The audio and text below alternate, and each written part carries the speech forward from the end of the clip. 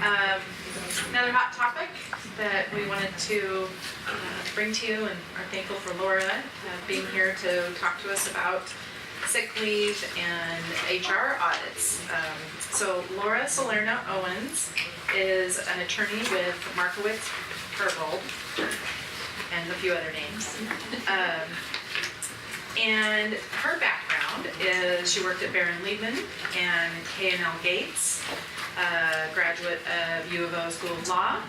She represents employers in a variety of employment law issues, including wage and hour disputes, discrimination charges, sexual harassment allegations, and trade secrets, among other things. She has experience litigating claims arising under the Family Medical Leave and the Oregon Family Medical Leave and the Americans with Disabilities Act. She is a frequent speaker on employment law topics such as anti-discrimination and harassment, social media in the workplace, and the use of independent contractors. She's very involved in the Portland legal community, serving as a chair and in various roles of different associations. She earned her BA from UCLA and then, like I said, the law degree from U of O, and we're really thankful for you to be here to talk about these topics. So, get this. Thank you. Thank you. Well, good morning, everyone. I'm glad people are here to hear a lawyer talk. It's not always the most exciting thing to do in the morning. When I got this invitation from Dina and Kristen, I thought, what would I want to tell employers before the lawsuit happens, right? Because what I do is employment litigation. So if people are sued by their employees, or if there are issues, they're using independent contractors who say, no, I really was an employee, people come to me and I help them with that. And time again, I see that the issue is people have these fabulous written policies. Well, that would be a good first step. If they had a fabulous written policy, that would be great. But unfortunately, sometimes you see those policies aren't actually being followed, or people haven't looked at them in 7 years. They got it done, great, perfect, and they haven't updated them. So the first thing I want to talk about is the concept of conducting your own HR audit, and I have some suggestions on how you might do that, and tools I can provide, other handouts if you ask me for them.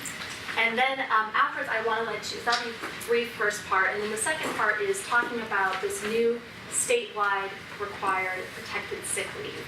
I'm sure many of you are already aware of this because Portland required protected sick leave January 1 of 2014, but come January 1 of 2016, statewide, and there are some different requirements, so we'll talk about that as well. Okay, so first, why do an HR audit? Because you don't have anything better to do with all your time at work, right? No, it's first to update your existing policies. And again, I can't tell you how many times, I've been involved where there's a lawsuit and the plaintiff's attorney pulls out a page from, the handbook and says, well, this is your policy, this is how it's supposed to be done.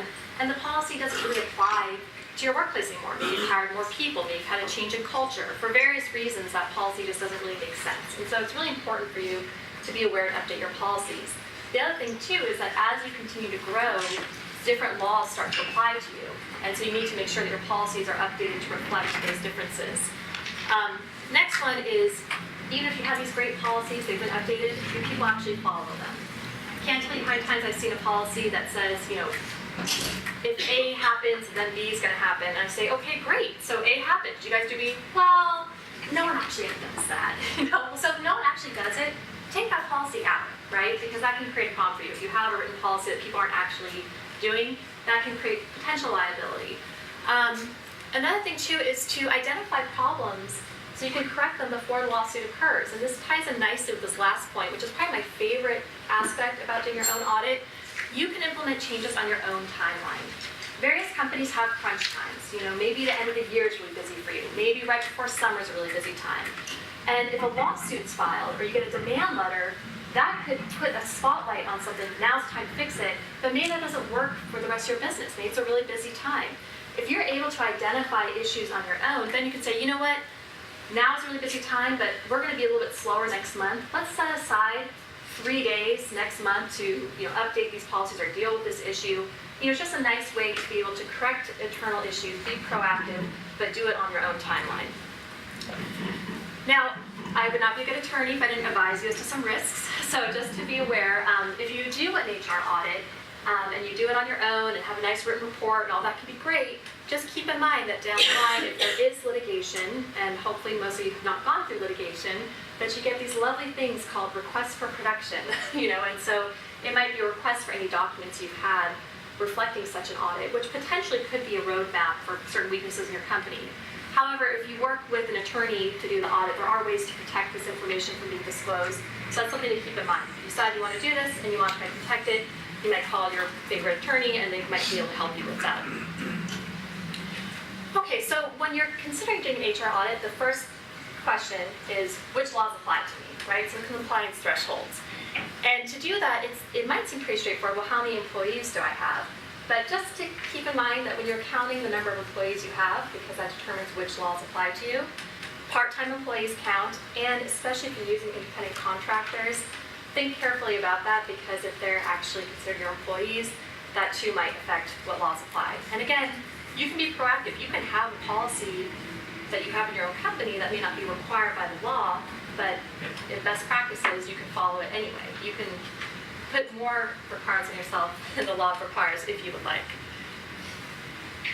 These are just some examples of federal thresholds. I'm sure you guys are all aware of this. And in the materials I have, if you would like, I have a chart that shows both state and federal law, the different compliance thresholds. But for example, if you have 15 employees, then the Americans with Disabilities Act starts to apply to you. If you grow to 20 employees, then the Age Discrimination Act begins to apply to you.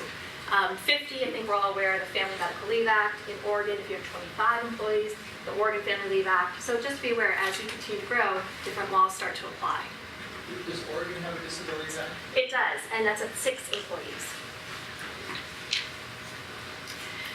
So what I have in my materials, which I haven't handed out because it's 37 pages, so if you would like it, feel free to give me your card. I'd be happy to email to you. It's a packet of tools to help you. If you decide to do your own HR audit, I have a number of forms that you can use to get started. You may not use all of them, but for example, there's a form for when you're onboarding for new employees, kind of best practices. An I-9 checklist, as I'm sure you've all been wanting to have, right? So things that you need to do for the I-9 requirements. Required posters, essential policies that we recommend employers have. If you do use independent contractors, we have a few worksheets that you can go through that might help you determine if they're being properly classified as an independent contractor versus an employee. That's an issue I've seen a lot of employers have litigation over. We have exempt, non-exempt worksheets, figuring out whether or not you classified someone properly as being eligible for overtime or not. Training topics that you might give to your managers. Hey, you should really make sure that any managers you have been trained on these particular areas. An exit checklist of when employees leaving, various things to just check off that maybe you haven't thought about. And then personnel file. I think a lot of people don't realize that there actually are certain records that you should not put in an employee's personnel file. For example, if they're using medical leave and they give you some doctor's notes, you might think, well, I'm just going to put this on the personnel file because it's related to the FEMLA stuff, the OFLA stuff. Well, no, you have to keep those medical records separate. So various things like that. I have, like I said, 37 pages of materials that can help you if you're interested in those tools. And then likewise, I have an index of charts. And so, someone asked if Oregon has a Disability Act. It does, and this would be reflected on this compliance threshold chart. So as you can see, even if you have as few as 11 employees, there are a number of laws that can apply to you. And then, of course, the more employees you have, the more laws that start to apply. And then I also have a chart about records retention. Sometimes employers have questions, well, how long do I have to hang on to this stuff? And there are for certain records, there are laws that require you to retain records for a certain period of time. And for others, it's just best practices, our recommendations. So we have a chart that can help with that as well. So if you are interested, I would be happy to pass along those tools for conducting your own audit. So all that being said, now that you have a general overview of what an audit might look like, let me give you just one example of a type of new law that might require you to update your policies and look through what you currently have. And this would be statewide protected sick time. So I imagine if many of you are operating businesses within Portland city limits, you probably went to similar breakfast seminars and whatnot. I may have even talked to some of you at those in 2013 because the city of Portland was bringing that new law coming into effect 2014. Well, now it's statewide. So it's statewide. Just in June of this year, the Oregon legislature passed Senate Bill 454, which mandates that there's protected sick time for all employers in Oregon, to all employees. This is regardless of size, protected sick time. We'll talk later about paid sick time, that's for somewhat larger employers, but there's protected sick time for all employees. And this law was signed on June 22nd by the governor, and it will go into effect January 1. So as we were mentioning on our timelines of updating your policies, you have a few months to get everything together. So just an overall aspect of the law, employees need to be able to accrue and use 40 hours of protected sick time a year. And so when I say protected time, think of it as you already are dealing with the Oregon Family Leave Act or FMLA.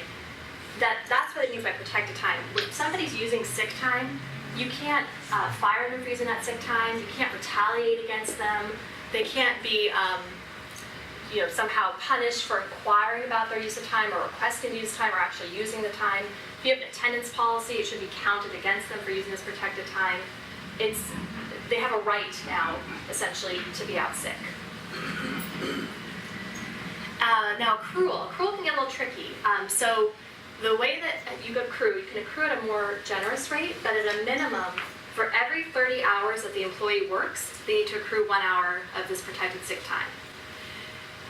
Now, one thing that many employers do, and I completely understand why, is they don't want to deal with the accrual. It's just too complicated. So at the beginning of the year, they just front load it. And they provide all their employees a bank of 40 hours of protected sick time, and those employees can then use it as they will.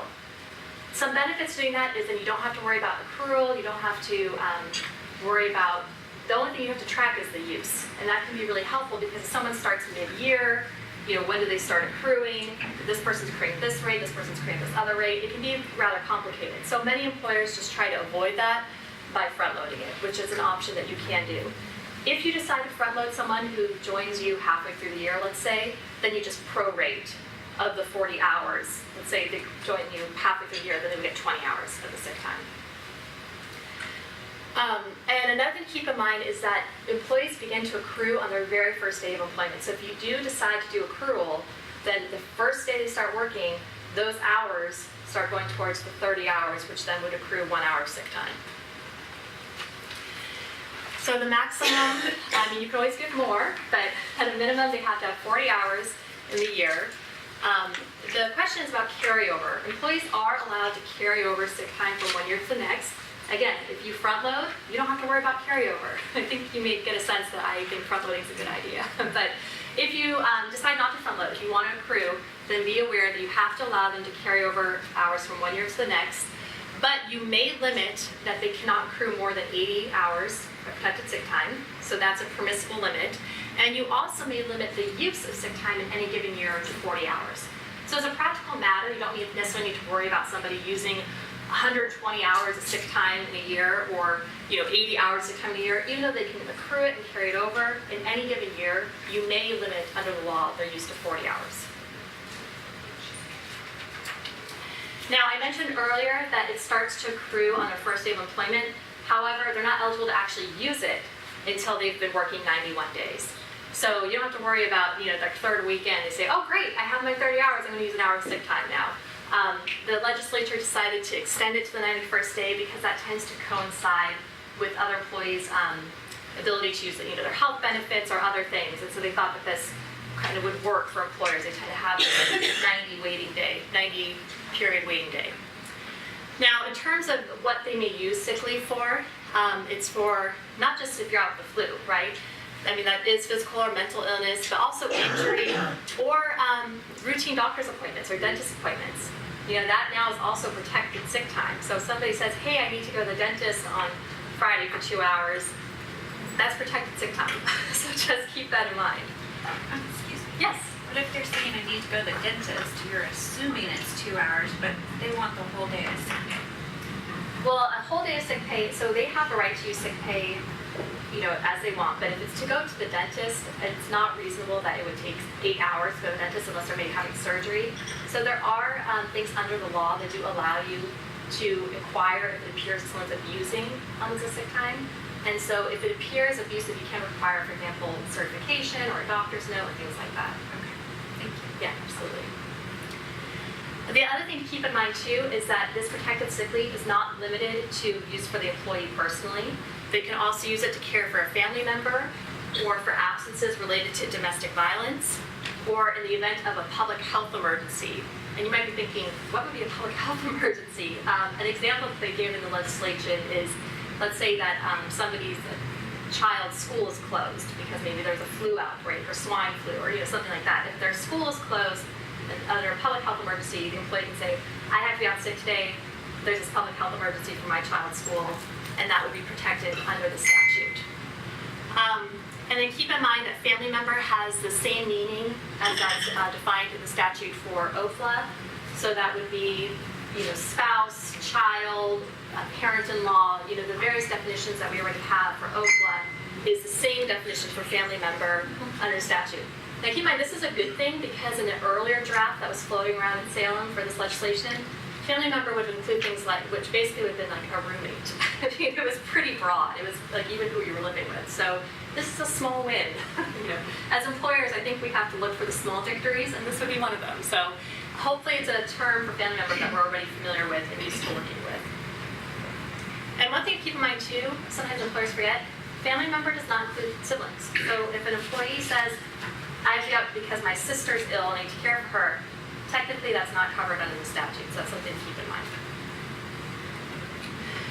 Okay, so again, on the use, an employee cannot be required to find a replacement worker or make up a shift. I mean, this tends to make more sense in like a restaurant setting, where people have shifts. And some employers have policies, if you're gonna be out sick, it's your responsibility to call around, make sure you get a coworker to cover for you. You can't require that under the law. And increments of use, this is another one that can be tricky. You have to allow people to use their sick leave pretty much in increments that they would like. An hour, so it could be 1 hour, 2 hours. Some employers would like to have policies that say, you need to at least use it in 4-hour increments. I mean, it's too disruptive to have people in or out. But under the law, it really has to be, they're allowed to use in hour increments.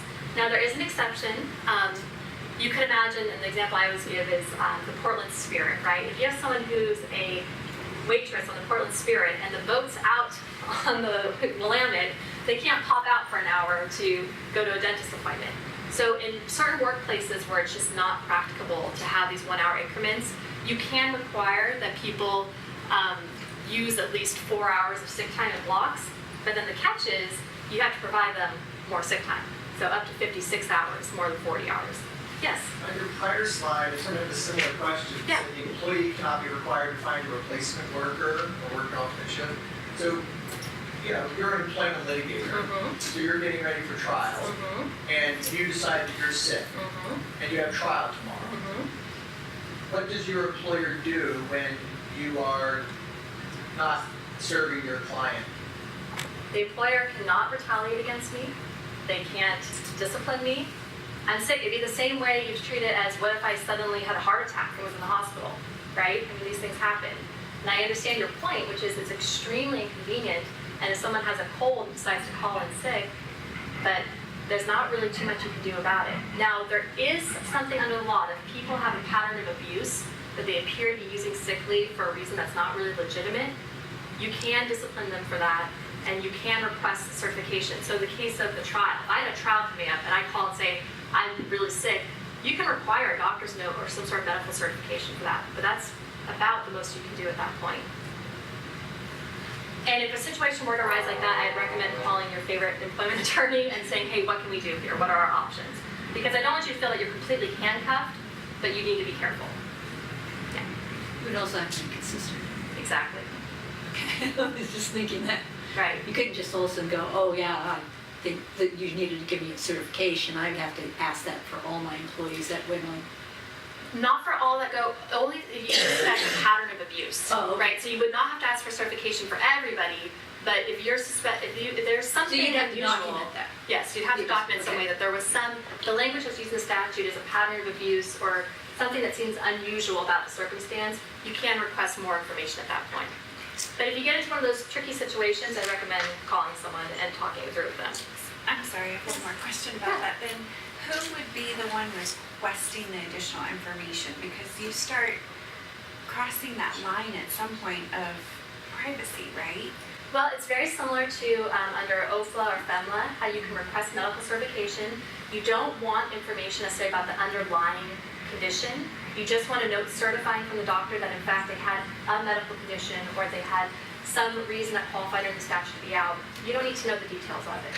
And so that's the level, that's the compromise, is getting the information without getting too deep into their privacy. And that should still be your HR department or person. I would not the recommend, yes, supervisor. I would recommend if you have an HR department, funneling the questions through them because hopefully from their experience with these other statutes, they'll have the experience and know how to do that. I would not have individual supervisors doing it. That's just asking for trouble, I think. Yes. Are we safe in requiring an employee who's out sick, who we use a software program for shift replacement? Can we still ask them to please release their shift online? So if they're going to be out sick, they can release their shift, but they can't be responsible for finding someone to fill it. Yeah, okay. But as long as they can still release it. Sure. Okay.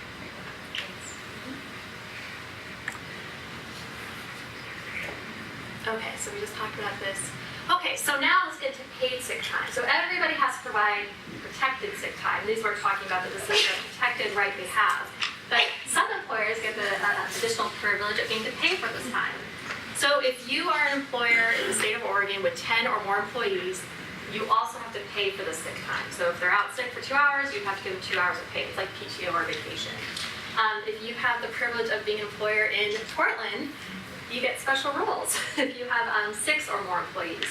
And that number is different because for under the Portland ordinance that existed before this law went into effect, it was 6 or more. And so that was a compromise with the legislature. Might make it easier for some people who already have their policies in place, but for whatever reason, if you operate in Portland city limits, it's 6 or more, otherwise 10 or more employees. And keep in mind that the sick time has to be paid at their regular rate of pay without any sort of reduction in benefits. And the reduction in benefits means if you've previously had a PTO policy, you can't now take away their vacation time and say, oh, that's your sick leave now, right? So that's what they mean by reduction in benefits, if it's accrued. Going back then to the full amount, Yes. compare the 120 hours, if I know that back to the, what happens to independent So if people have already accrued time, you can't take that away, but you can prospectively change your policy. And so if you're going to change people's accrual rates, I highly recommend that you speak to someone about that, because depending on how your policy is written, if this time could be paid out after they leave, or if it's already accrued, it's considered wages in a sense, and so you have to be very careful of time that's already accrued.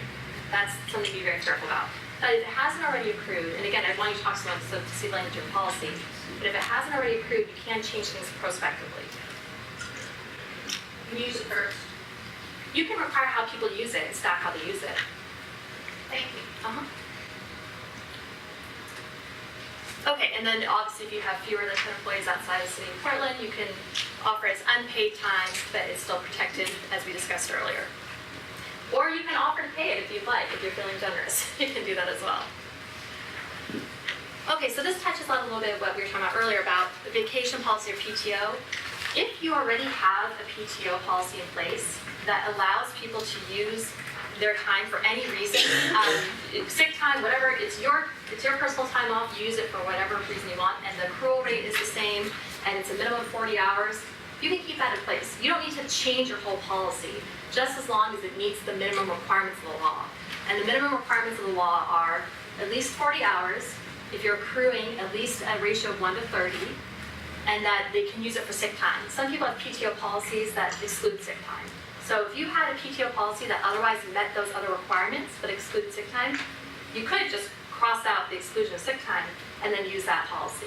If you already have it in place, that's fine. Even if it's more generous, it provides a better accrual rate or more time, that's fine. And that might be easier. Some employers might opt to do that since they already have that in place.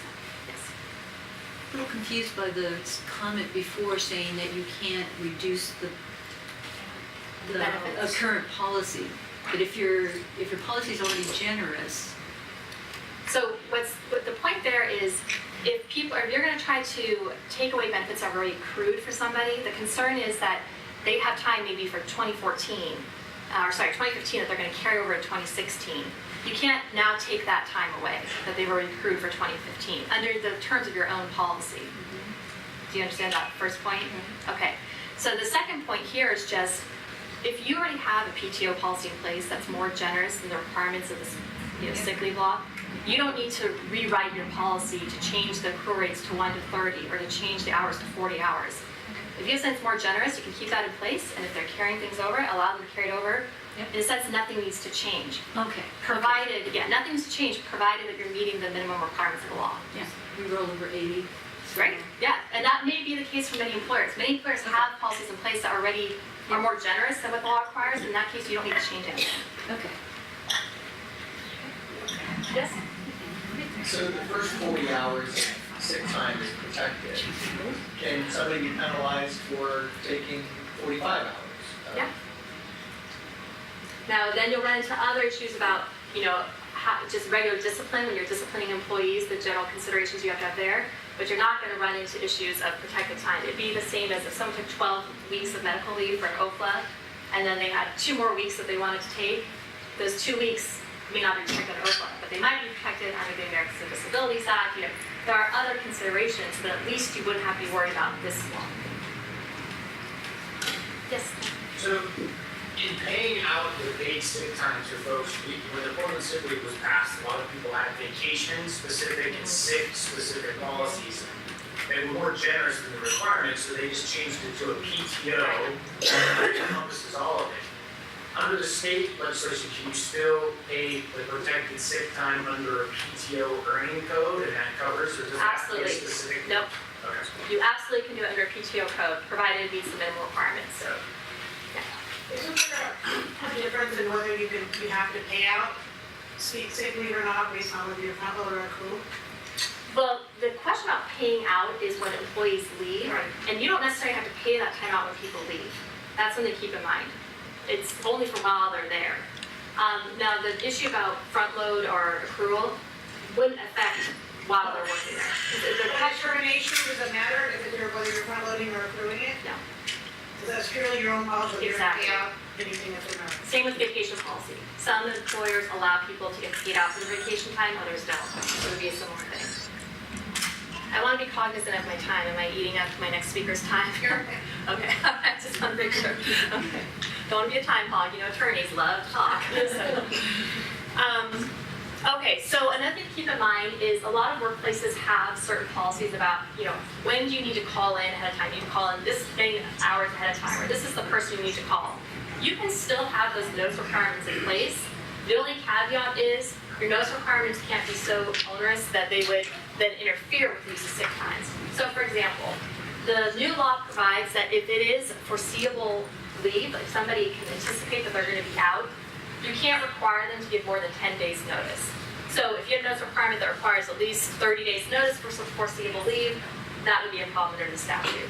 But otherwise, you can still keep your notice policies in place. And most people have a policy that is fewer than 10 days, 24 hours, 48 hours. You can still have those. You're still allowed to try to manage your workplace and know where your people are going to be there and staff your cases appropriately.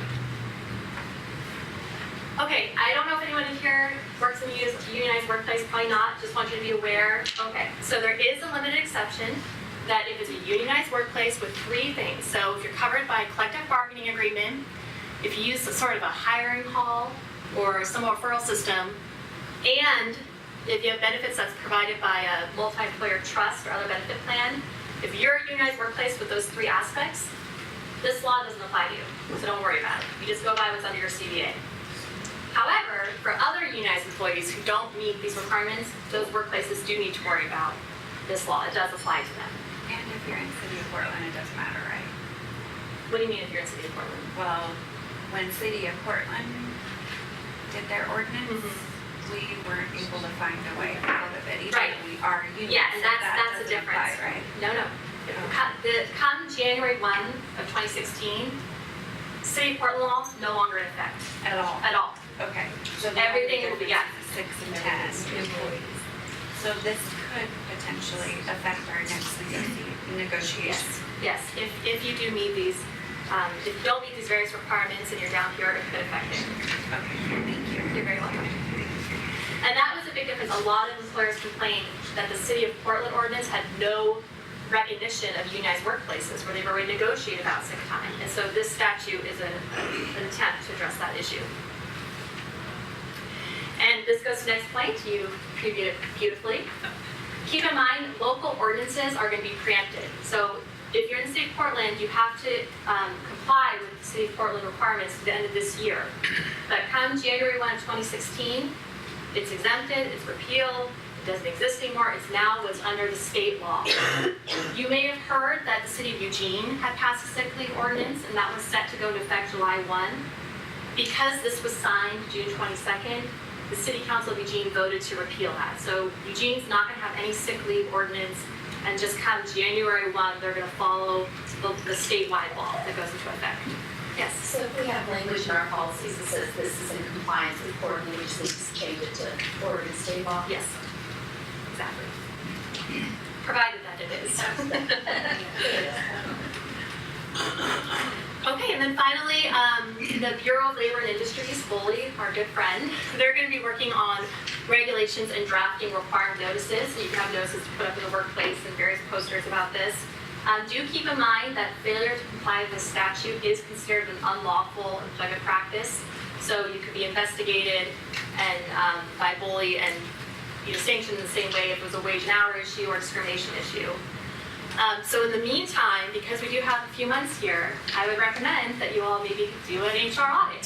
One aspect of your audit might be making sure that whatever policy you have in place for PTO, sick time, vacation time, whatnot, meets the requirements of this new law, so that come January 1, you can hit the ground running and you're ready to go. And thank you very much for your time. Here's my contact information. If you have any questions, I'd be happy to speak with any of you. Thank you. Thank you.